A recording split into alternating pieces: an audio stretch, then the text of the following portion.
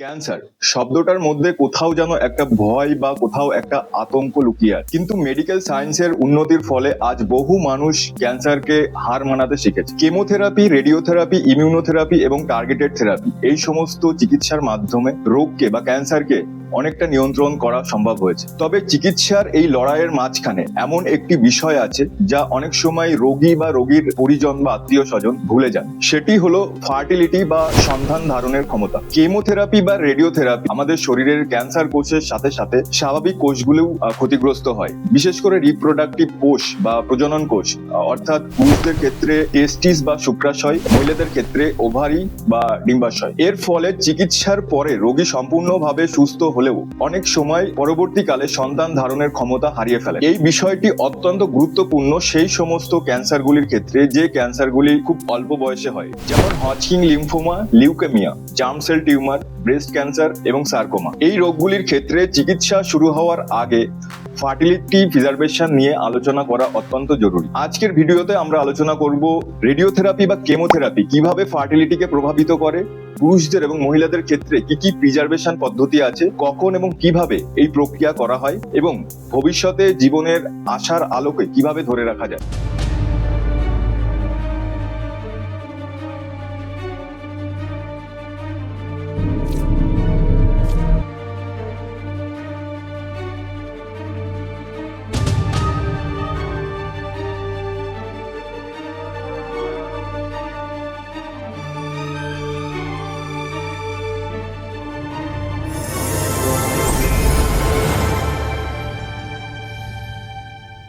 Chemotherapy চিকিৎসার মূল mechanism হলো দ্রুত বিভাজনশালী ক্যান্সার কোষগুলিকে ধ্বংস করা। ক্যান্সার কোষ যেমন দ্রুত বিভাজিত হয়, ঠিক তেমনি আমাদের শরীরের রিপ্রোডাক্টিভ সেল বা প্রজনন কোষ দ্রুত বিভাজিত হয়, অর্থাৎ পুরুষদের ক্ষেত্রে স্পার্ম ফর্মিং জার্ম সেল এবং মহিলাদের ক্ষেত্রে ওভারিয়ান ফলিকল, এই কোষগুলি দ্রুত হারে বিভাজিত হয়। এর ফলে কেমোথেরাপি যখন আমাদের শরীরে প্রবেশ করে তখন এই কোষগুলি ব্যাপক হারে ক্ষতিগ্রস্ত হয়। কিছু কিছু বিশেষ কেমোথেরাপি ড্রাগ আমাদের প্রজনন কোষকে বেশি মাত্রায় ক্ষতিগ্রস্ত করে। এর মধ্যে অন্যতম হলো অ্যালকাইলেটিং এজেন্ট, যেমন আইফসফামাইড, সাইক্লোফসফামাইড, বুসালফান এবং মেলফেলান। এই ড্রাগগুলি আমাদের ডিএনএ তে ক্রস লিঙ্ক তৈরি করে।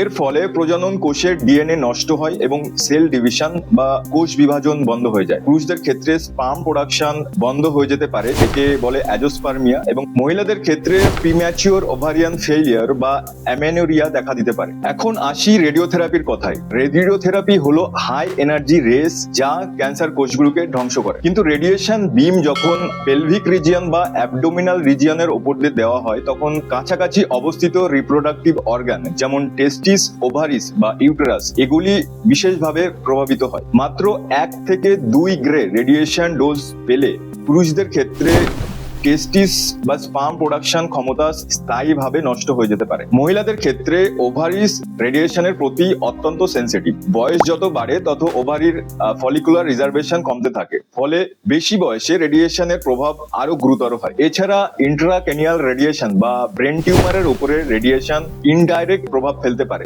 কারণ হাইপোথ্যালামাস পিটুইটারি অ্যাক্সিস ক্ষতিগ্রস্ত হলে হরমোনাল কন্ট্রোল বিঘ্নিত হয়। এর ফলে গোনাডোট্রপিন হরমোনের সিক্রেশন কমে যায় এবং রিপ্রোডাক্টিভ ফাংশন বা রিপ্রোডাক্টিভ অর্গানের কার্যক্ষমতাও কমে যায়। কম্বিনেশন থেরাপি অর্থাৎ কেমোথেরাপি বা রেডিওথেরাপি একসাথে দিলে ক্ষতির সম্ভাবনা আরো বেড়ে যায়। এখানে একটি গুরুত্বপূর্ণ বিষয় মনে রাখা দরকার, ফার্টিলিটির উপর ক্ষতি সবসময় স্থায়ী বা পার্মানেন্ট নয়। কিছু রোগী সময়ের সাথে সাথে স্পার্ম প্রোডাকশন বা ওভারিয়ান ফাংশন পুনরুদ্ধার বা রিকভার করার ক্ষমতা ফিরে পান, কিন্তু কিছু কিছু ক্ষেত্রে এটি স্থায়ী বা পার্মানেন্ট ড্যামেজ হিসাবে থেকে যায়। তাই চিকিৎসা শুরু হওয়ার আগে ফার্টিলিটি প্রিজার্ভেশন বিষয়টি নিয়ে আলোচনা করা বা অত্যন্ত জরুরি।